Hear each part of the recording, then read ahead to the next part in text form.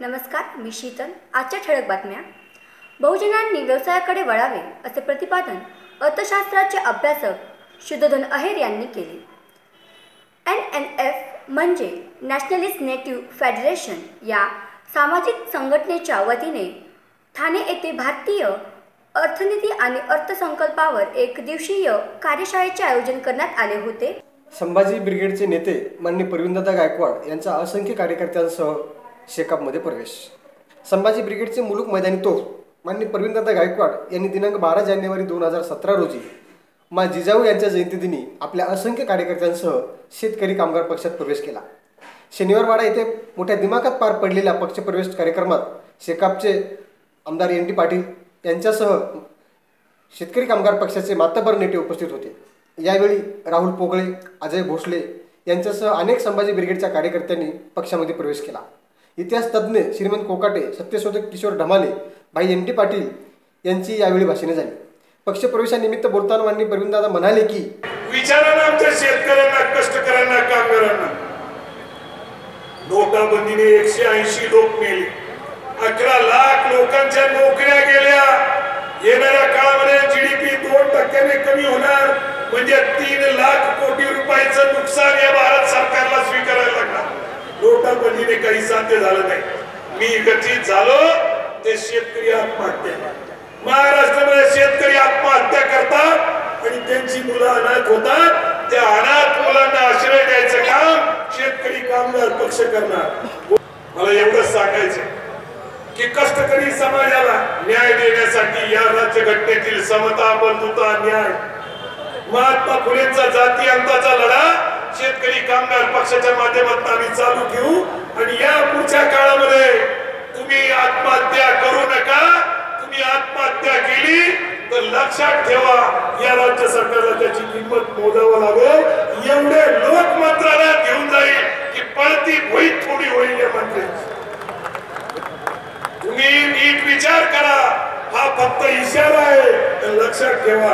आजपर्यंत मी दिलेले इशारे माझ्या कार्यकर्त्यांनी पूर्ण केलेले आहेत, एवढंच लक्षात.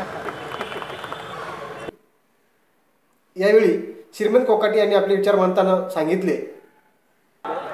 आदरणीय आमदार जयंतरावजी पाटील, गणपतरावजी देशमुख यांनी प्रवीणदादाच्या खांद्यावरती आज नांगर दिला. जिजाऊनी या ठिकाणी नांगर आणला. प्रवीणदादाच्या खांद्यावरती, राहुल पोगळे यांच्या खांद्यावरती नांगर दिला. आणि महाराष्ट्राची भूमी पुन्हा नांगरण्याची जबाबदारी या तरुण नेत्यांवरती दिलेली आहे. ही महाराष्ट्राची इतिहासातील ऐतिहासिक घटना आहे. छत्रपती शिवाजी महाराज महाराष्ट्राचा स्वाभाविक राजा, रयतेचा, कष्टकरी श्रमकऱ्यांचा राजा, शेतकऱ्यांच्या भाजीच्या रेटाला देखील हात लावू नका. एखाद्या गावच्या पाणवठ्यावरचं पाणी गरजेपेक्षा जास्त घेऊ नका. संध्याकाळी झोपताना तेलवातीची दिवी बिछून झोपी जात जावा. अन्यथा फिलाच्या सत्तीने एखादा उंदरी पेटती वाद तोंडापर्यंत दाबत सुटेल. ती वाद कडव्याच्या गवताच्या गंजीला लागेल, गंज जळून खाक होईल. पावसाळ्यात जनावरांना चारा मिळणार नाही, असा विचार शिवाजीराजांनी मांडला. 1676 साली महाराष्ट्रामध्ये मोठा दुष्काळ. सत्यशोधक किशोर ढमाले म्हणाले की बस शेतकरी कामगार पक्ष, आमचा सत्यशोधक कम्युनिस्ट पक्ष आणि महाराष्ट्रातले डावे पक्ष हे शेतकरी कामगार पक्षाच्या नेतृत्वाखाली महाराष्ट्रामध्ये जागतिकीकरणाच्या विरोधामध्ये एक आर्थिक स्वातंत्र्याची लढाई आम्ही लढत होतो. तसा शेतकरी कामगार पक्षाला एक महत्वपूर्ण इतिहास आहे. 1947 ला भात शेतीच्या प्रश्नावरती, भाताला, शेतीमालाला रास्त भाव मिळण्याच्या प्रश्नावरती देशातला पहिला सत्याग्रह हा शेतकरी कामगार पक्षाने केला. 65 साली भाई दाजीबा देसाईंच्या सांगण्यावरनं भाई NT पाटील सरांनी शेतीमालाच्या किफायतशीर भावाची पुस्तिका लिहिली. आणि महाराष्ट्रामध्ये जनता पक्षाच्या सरकारमध्ये असताना भाई गणपतराव देशमुखांनी पोलीस पाटलांच्या पदामध्ये मागासवर्गीयांच्या आरक्षणासाठीची लढाई केली. म्हणजे एका बाजूला आर्थिक लढाई आणि दुसऱ्या बाजूला सामाजिक स्वातंत्र्यासाठीची लढाई. या दोन्ही लढाई शेतकरी कामगार पक्ष लढत होता.